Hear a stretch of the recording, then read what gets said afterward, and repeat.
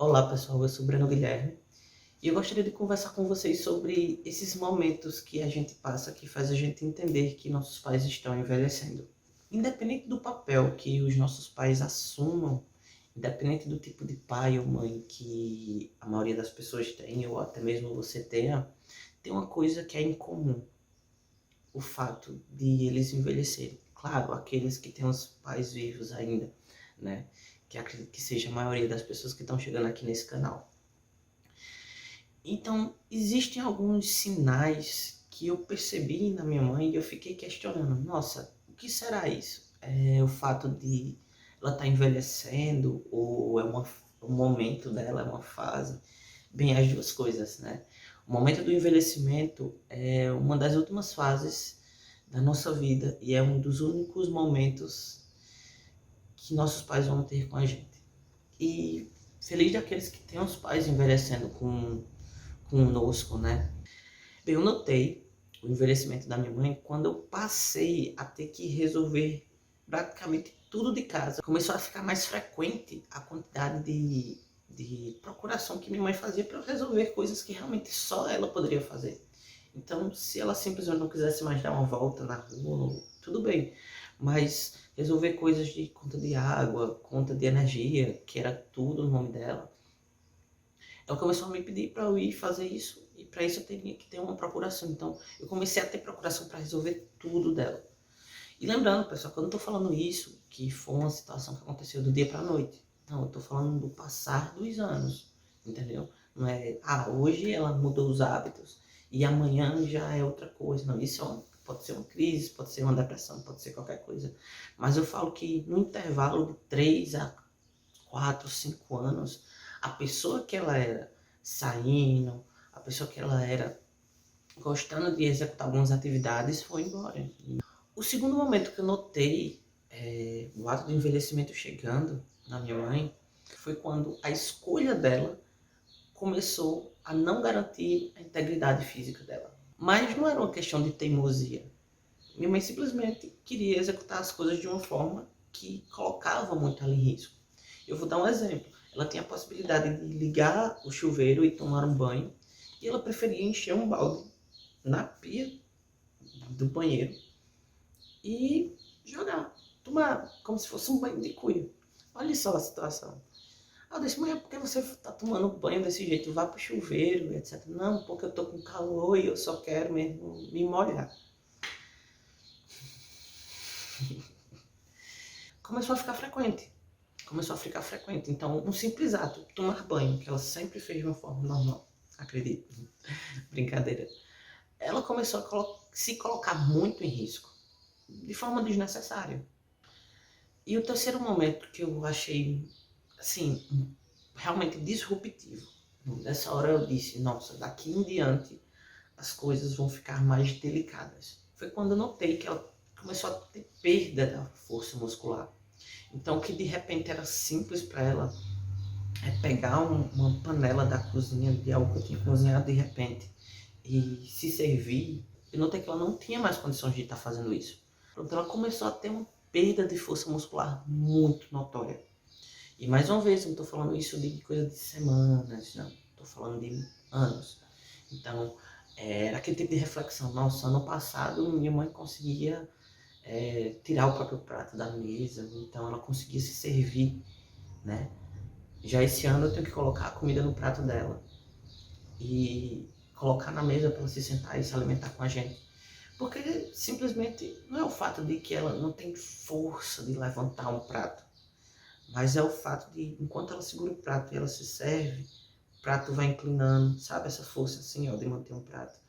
O prato vai inclinando e a comida vai caindo de ladeira abaixo. Então foram essas situações que começaram a trazer cada vez mais clareza sobre esse ato do envelhecimento, que é muito relativo. Você pode ter pais com 80 anos que fazem de tudo, mas a minha com 65, ela já começou a apresentar esses sintomas. Claro, ela é uma pessoa diabética, tem problema de pressão, já teve um AVC, toma medicação para depressão e esquizofrenia. Então, assim, no grupo das comorbidades ela tá lá competindo no ranking, né? Então, eu notei muito cedo o envelhecimento dela. Seus pais podem envelhecer com 50 anos, eles podem envelhecer com 100 anos, eles podem, inclusive, morrer sem envelhecer. Mas para aqueles que assistem ao envelhecimento dos pais, é um momento muito delicado. Mas a quem tem essa escolha, quem faz essa escolha, sabe do que eu estou falando. A gente tem que assumir esse papel, porque a gente escolhe, a gente se responsabiliza por isso. Que bom que a gente está aqui junto para conversar sobre isso, né? E se fortalecer, porque é um momento onde muita gente não pode nos ajudar. Então, estar falando sobre isso, ouvir sobre isso, tem muita valia. O quarto e mais ficha caiu. O terceiro me deu susto, né? Ela não conseguia mais se servir, ela não conseguia mais, né? O acumular desses três foi muito chocante, assim, na disruptura do terceiro. Mas o quarto, a ficha caiu e, de fato, tudo mudou. Ela começou a esquecer muito as coisas. E, gente, eu já falei que minha mãe tinha depressão, de vez em quando tem crise de esquizofrenia. Só que a crise dela é muito pontual. Então, quando ela tem essas crises, ela ouve coisas, ela fala coisas que não tem nada a ver, ela vive num passado, no mundo lá dela. Mas ela começou simplesmente a perder a coerência por uma questão de falta de memória. Então, por exemplo, ela disse que ia fazer tal coisa, e aí não fazia, e se esquecia o que ia fazer. Quando ela ia procurar documentos que ela sempre deixou num canto e deixava em outro e começava a não achar. Então ela começou a perder muito a memória. Não estou falando de pouquinho, de esquecer a chave no canto, uma vez o documento no canto. Ela começou a esquecer basicamente tudo, ao ponto que chegou momentos, perdão, que ela até esquecia quem eu era. Por fim, veio o riso. Eu acho que o último grande sinal, que pra mim foi uma fase engraçada, não sei pra vocês, foi a fase da irritabilidade. Nossa. Pra muita gente, esse momento da irritabilidade vem antes, né? Aquele famoso velho ranzinza, com todo respeito, né? A fase que a gente fica ranzinza, que arenga, que xinga e não sei o que, pronto. Minha mãe era professora, né? Então, ela sempre procurou ter uma didática muito boa, ser bem educada, né? Aquela coisa que o professor tem, né? Mas, olha, ela começou a ficar irritada, começou a arengar muito com besteira. Uma irritabilidade que tinha às vezes até que ela dizia nome feio, coisa que eu nunca vi em vida. E foi muito, assim, é muito engraçado porque quem sou eu para querer educar verbalmente a minha mãe? Nossa, ela já viu tanta coisa, ela já ouviu tanta coisa, ela já falou tanta coisa, que hoje ela tem um passe livre para falar o que ela bem quiser. Então eu nunca procurei estar julgando ou pelo menos dizendo, coisa, sabe, reprimindo o que era dito. Porque na verdade, poxa, uma pessoa que já viveu e já cumpriu o seu papel, está cumprindo ainda, né? Porque o papel do afeto dos pais vivos é um papel que eles sempre vão cumprir com a gente, independente da condição deles. Eu espero que o processo de envelhecimento dos seus pais não seja um caminho só de dores e de sofrimento. Que seja cheio de risadas, de alegrias. E eu gosto muito de trazer a responsabilidade dessas alegrias para as minhas mãos.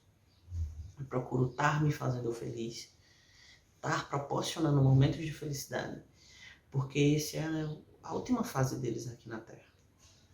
É o único último momento que eles vão estar com vocês, sabe? Depois do envelhecimento não tem mais nada. Uma hora, se você não partir primeiro, né? Eles vão partir. Então, cabe a gente não simplesmente chegar perto deles quando eles estão no hospital. Cabe a gente criar uma história. E não apenas garantir o bem-estar físico, sabe? Se você tem essa oportunidade, que eu sei que não é uma oportunidade para todos os filhos, esteja com seus pais. Bem, enfim, Eu espero que você tenha gostado desse conteúdo. Então pronto, pessoal, é isso.